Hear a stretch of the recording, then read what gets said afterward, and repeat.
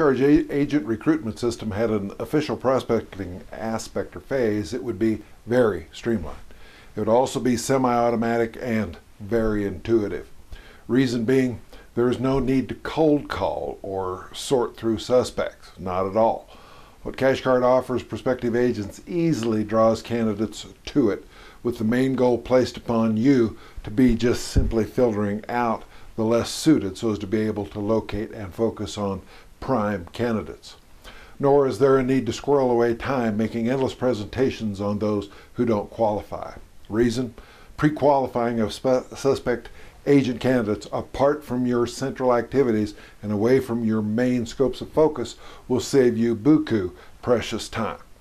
And that pre-qualifying is handled in large part by web-posted C.A.R.S audio, video, and hard copy topics. You let the C.A.R.S topics do the initial qualifying and fundamental educating of your agent candidates for you. The topics accomplish this for you off your immediate scope, not during your personal prime time, apart from your phone, out of your inbox, and away from you. No minutes from your personal clock click away during this pre-qualifying occurring elsewhere and by other means. Locating prospects. While C.A.R.S is free from typical sales prospecting, a lead agent still must attract prospective agents to the C.A.R.S agent opportunity. Thus, prospecting in the conventional sense is, for C.A.R.S, so passive as to be almost unconscious and automatic. When you're looking for and meeting with prospects, focus on the end result. That is, why you're meeting with them. The selection portion of this process begins right in the top of the first inning. Although relatively easy to do, it's necessary to keep your focus on those people who truly qualify on multiple facets as worthy prospective agents. The goal is not to convert suspects to prospects. Your goal is simply to weed out the suspects who don't qualify as prospects as quickly and efficiently as possible. When identifying prospects and beginning the culling process, what you're doing is getting ahead of the curve in a strategically essential territory building activity in such a way that gives you control over and adds predictably to your recruitment efforts and results. You do yourself a favor to remember that this is a selection activity. It's all about separating prospects from suspects. Like a fisherman, when the net is pulled up and in, the catch must be sorted through.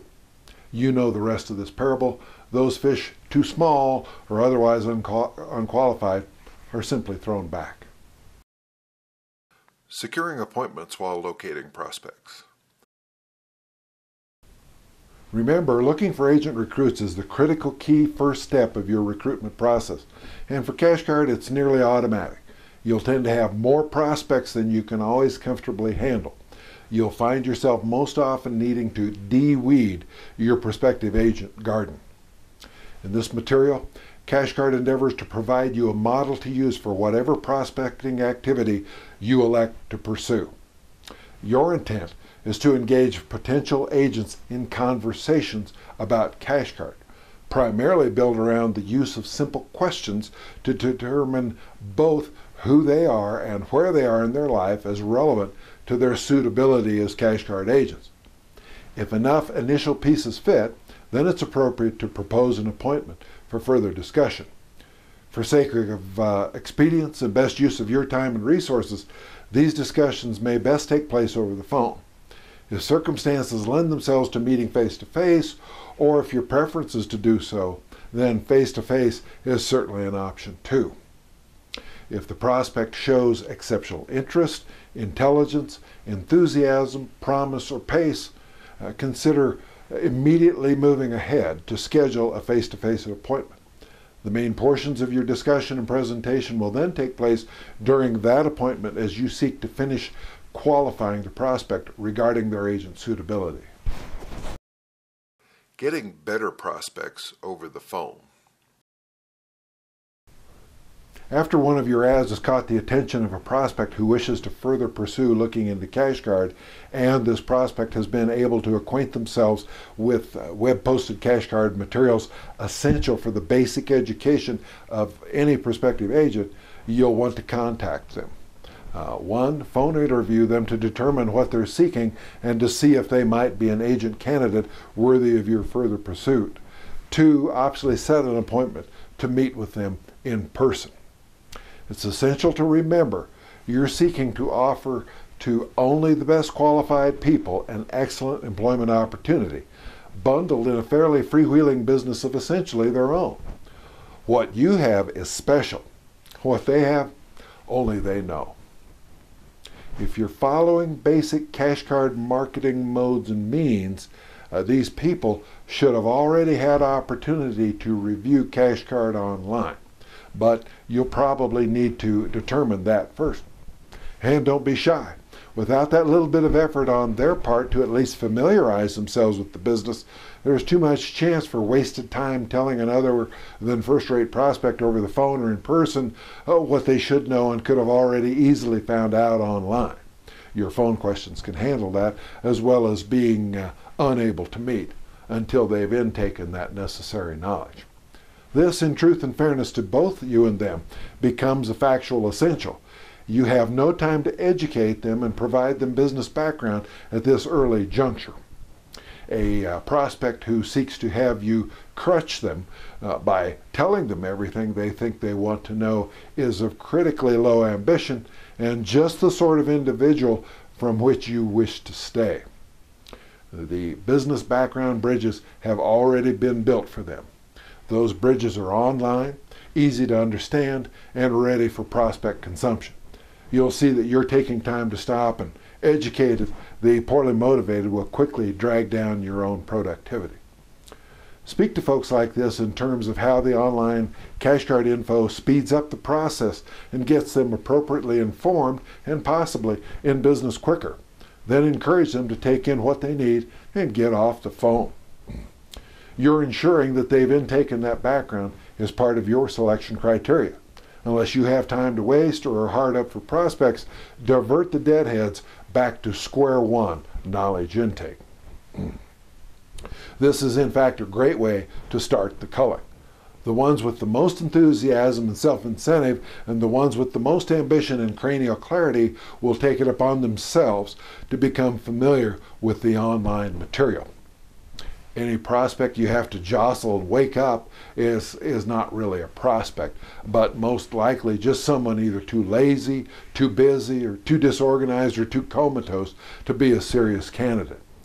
You have a responsible business to operate and really have no time or interest in carrying anyone on your back or dragging them along.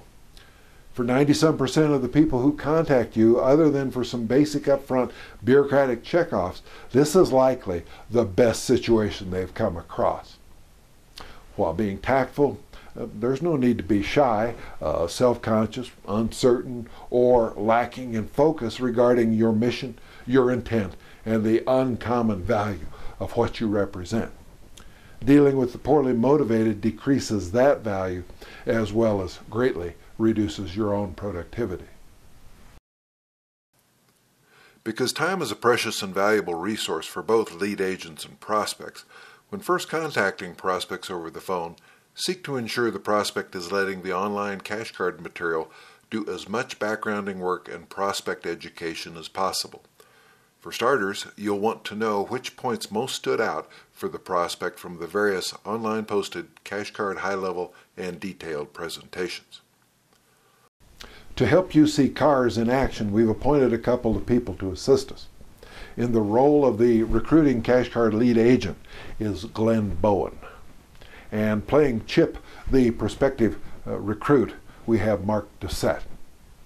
Moving along, here are some suggested questions you can ask which will quickly determine both the ambition and opportunity awareness levels of your prospect. Here, the lead agent is querying the prospect regarding certain aspects of cash card Q&A material. Based on topic 3, cash advance industry growth, what do you think of Cash Card's future? This is a prospect perspective question only. The facts are Cash Card is unique and head and shoulders above the pack in the super growth cash advance industry. What did you appreciate about topic 6? Why can't a person just do CashCard on their own? The answers here include not having the approval of NABCA, a loss of a tremendous business practice, as well as excellent business revenues. Do you recall the name of the city used as the first CashCard territory prototype where CashCard got its start? Pueblo, Colorado, just down the road from my Colorado Front Range home. What provisions from CashCard to new agents did you most appreciate from topic 11? This is a prospect perspective question only. Within topic 11, CashCard lists well over 20 such provisions.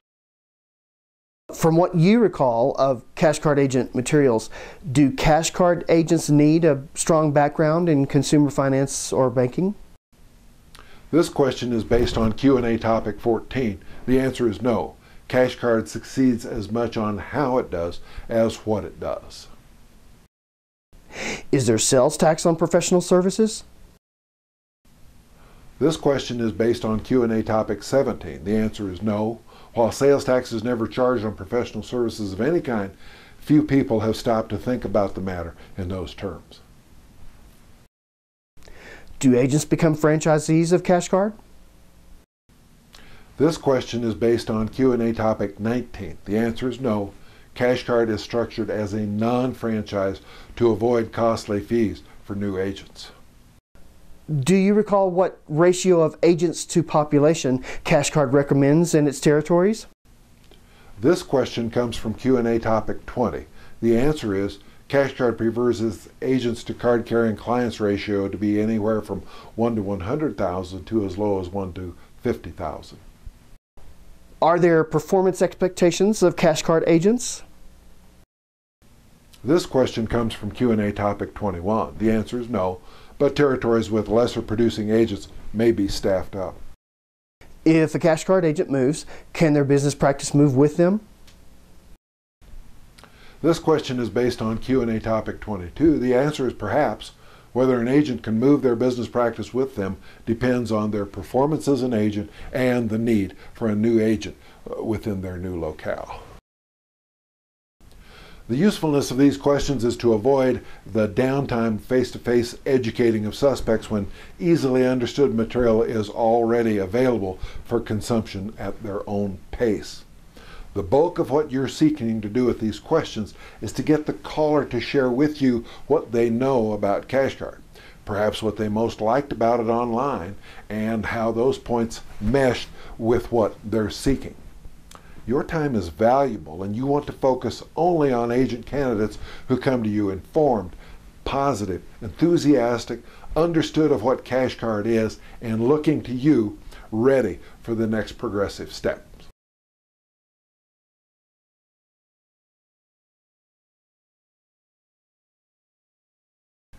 In seeking to build your dialogue as best to identify worthwhile prospects, you can set the tone, conditions, and direction of your conversations early on.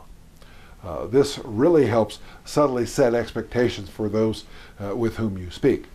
To that end, we've discovered some ways to do those things that we think you'll find useful. First, establish a cold call mini agreement while lightly probing for pain, then probe for pain. Have 7 to 10 questions of your own style ready to help the prospect feel the pain he or she is presently experiencing. These questions can be posted nearby your phone or formatted into a simple computer file, easily called up on your computer monitor. Prospective agents will generally want to talk to you because they have problems with maintaining their income, moving ahead, threats to their standards of living, or similar. Your dialogue with them will make it easy to identify those problems and will usually result in identification of the top 2 or 3. Here our lead agent has focused on one in particular. Oh, tell me a bit about that, would you please? How long has it been this way? Have you tried to do anything in the past to fix it? Did it work? Examples of additional good warm-up questions include, how long have you been looking for or at opportunities? How has your career evolved over the last few years? Has your career been challenged to not stall? Do you feel like you're working harder now, but getting less return on your efforts? What would you say your personal strengths are relative to your career? Your weaknesses? If those in business who know you were to describe you, what words do you think they'd use? And what would people say are the reasons they most enjoy doing business with you? On a scale of 1 to 10, how much sense does CARD make to you at this point? Listen for words that particularly catch your attention, which may be unusual or used in an unusual way. Then respond like, well, the word challenge that you used is an interesting one. Could you elaborate on that for me? Next, optionally dig even deeper for pain. Expose enough pain to see if either setting an appointment is appropriate or if you should exit the call as the prospect has additional CARD backgrounding to do, or if you should scrap the candidate due to seriously low readings in key areas like intelligence, enthusiasm, motivation, outlook, and others. Should you need to elicit pain when perhaps nothing else has to the moment, ask something like this. Based on what you've told me, Chip, I get the feeling you may have decided to give up trying to find a better situation, or have maybe even taken yourself off the market for a while. Would either of those be a fair statement? Set this portion of your script aside once the prospect has cracked a little and opened the door for you to pick at and further discuss his or her pain. Then, optionally set an appointment. Update a version of your call sheet for this prospect or make notes in a copy of your computer's call prompter document saved under this prospect's name. To your notes, add the caller's name, phone number, and date and time of call. Please be aware that these are progressive steps. Endeavoring to set an appointment occurs only after you establish that this candidate knows the CARD online material and evidences other positives regarding being a good agent prospect hitting on most cylinders. For the most valid and genuine prospects, this is the point where prospect dialogue begins transitioning into meeting with the best prospects face to face.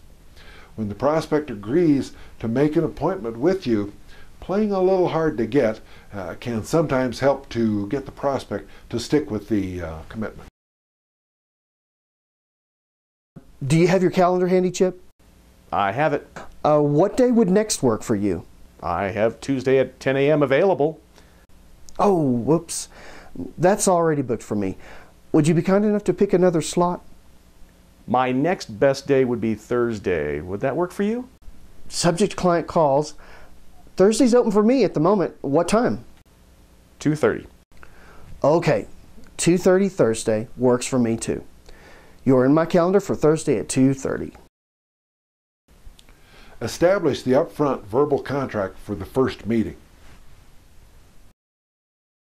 Should we be able to meet face-to-face, Chip?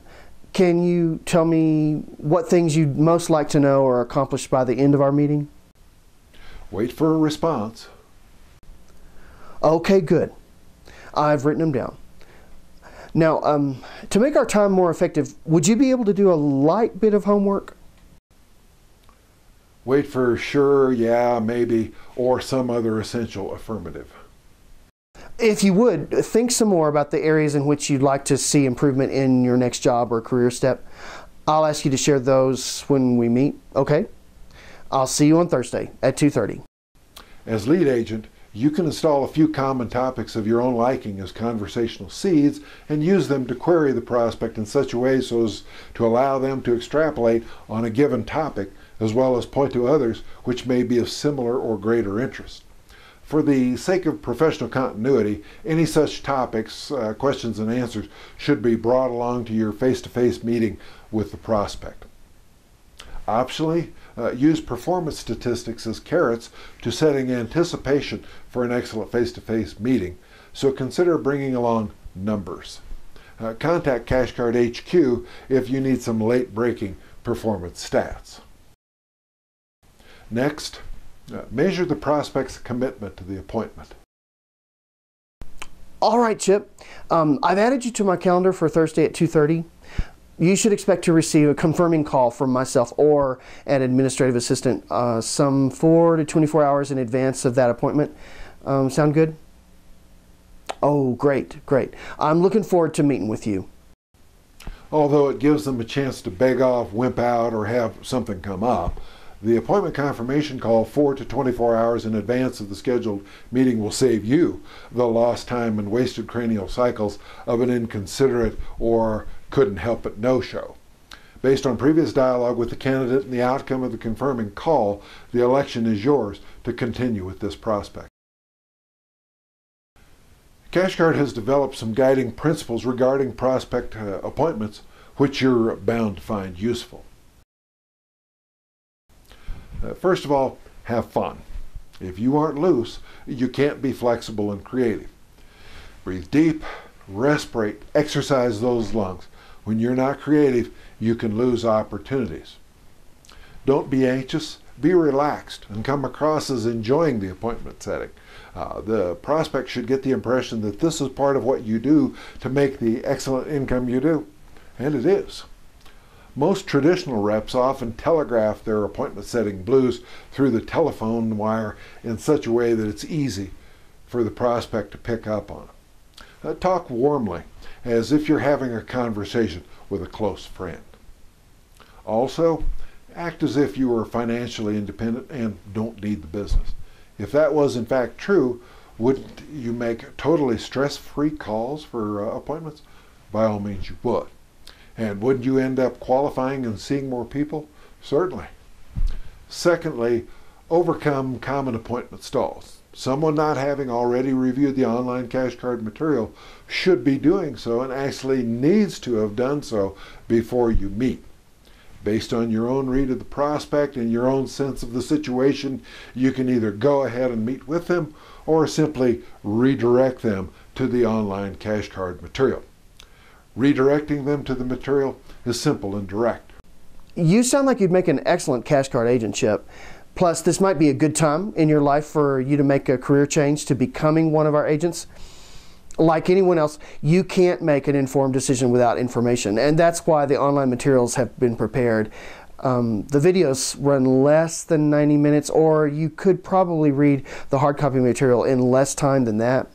Which media do you think will work best for you? And looking at your calendar, when might you be able to have that intake of information taken care of?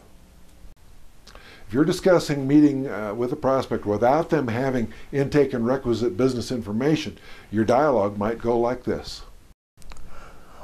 Normally, I won't meet with a candidate who's not availed themselves of the highly informative CARD business information that's been posted online specifically for prospective agents. You, though, sound like you already have a great feel for the business and you evidence a lot of what we look for in an agent, so it might be worth our while to proceed. What do you think? Allow for and measure the prospect's response. If someone were to ask you about CARD business its fundamentals or the highlights of being an agent, how do you think you'd answer them? If the prospect has no real idea of how to reply to that question, you're dealing with a prospect whose fuse is still wet and most likely not worth scheduling a meeting with. It's your choice. You can go ahead and meet with this prospect or have something come up from your calendar or another call, or just simply stick to your guns about not meeting with them until they've intaken the CARD material. There may be, though, something about this candidate which spurs you to exercise some latitude and meet with them anyway, without certain preliminary boxes checked off. Something you can learn perhaps, or just pure live practice for yourself, or maybe gain more in-person insight which may not be obtainable over the phone. Again, the choice is yours. Consider these options for the "I'm interested but not right now" stall. Okay, I need to understand something. You want to improve things for yourself, but not until next year? There must be a reason. Experience tells me that when someone says they have a situation that needs attention, but they don't want to get to it, there's usually something else holding them up. Hey, it's okay to say no. No hard feelings. If I didn't think there was a mutual potential here, it'd be different. CARD, though, is just too good for you to not at least give yourself an opportunity to fully look into it. Thirdly, prepare for other stalls. It's wise to make note of your own preferred and phone-tested responses to the top most common objections you hear. Keep that list in front of you on paper or computer screen when making calls. Under pressure from a skeptical prospect, you may not remember what to say or how to say it, and the prompts will help. Plus, the prospect has no idea such notes are in front of you. Fourth, some experts hold that the rep should never hang up first. But what's reality say? Many traditionalists recommend never hanging up first, but you can handle that according to your own preference. As a CARD lead agent, the facts are that you're running a dynamic, revenue-generating business that keeps you busy on a number of fronts. If you give a prospect the impression that you're a busy person, that you're flying low, and that time is of the essence with you, that can be a very favorable and stimulating impression to give. You are, after all, a busy person heading up their own dynamic operation. Business is brisk. With time being money, there's simply no time to dally. You run a crisp, precision business. While there's no stress, you simply save kicking back for non-prime time. There's no problem conveying being busy with essential personal and professional dynamics after you set the appointment or not, and are exiting the call.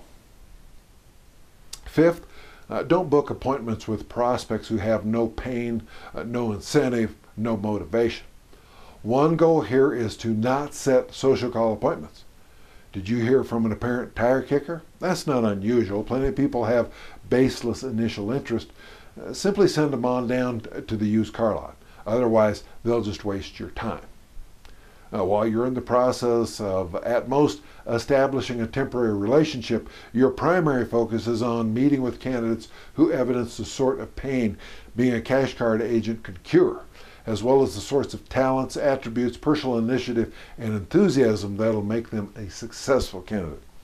Let the shopper shop somewhere else and on someone else's time.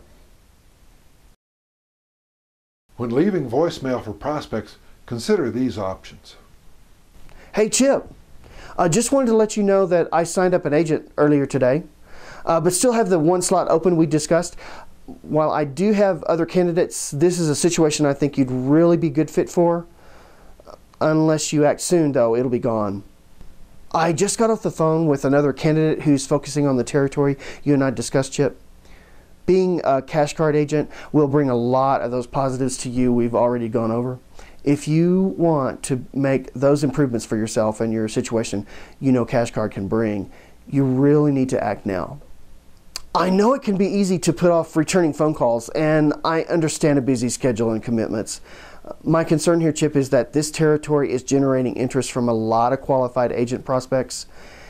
Given our early and positive dialogue and my read on you as a great agent candidate, I want to strongly encourage you to get back to me so we can meet, get you signed on, and get you profitable. In each of these, you're making time of the essence, implying that events are moving along briskly and putting some reasonable pressure on the prospect.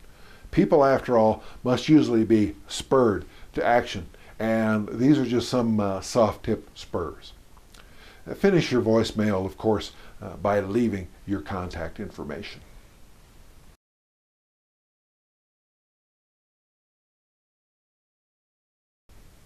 As a secondary close goal, commit to learning lessons on every call and every appointment and improving your skills.